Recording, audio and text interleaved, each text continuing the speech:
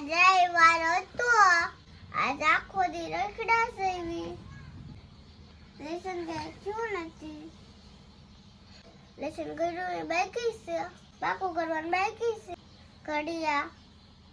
હવે આપણે પાકું કરવા બેસી પાકું કરવી સેવી જો ઘડિયા પાકા કરવી સેવી પાકું કરવામાં કંટાળો આવે છે તો એ પાકું કરવું પડે કાલની સર્જાવાનું છે હવે હારું પાકું કરી નાખ હવે આમ વાડું કરવા બેસી જશે શાક ને રોટલી ફુલાવાનું શાક છે જો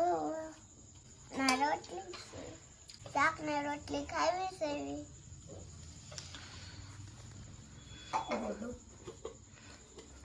વારું કરી લેવી છે તો ખાવા મળ્યું તમારે ખાવું આપણે ધડાક લાવ્યા છે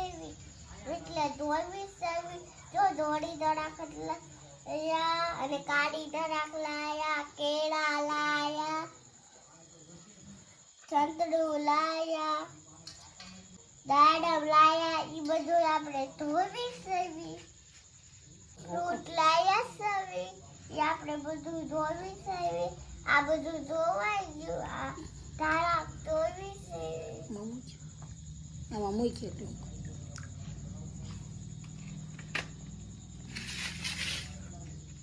ધોવાઈ જાય આ બધું ધોવાઈ જાય એટલે ફ્રીજમાં મૂકી દેવી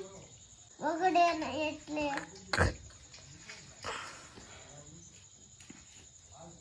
લીલી ધડાક છે ને કાળી ધડાક છે બે તો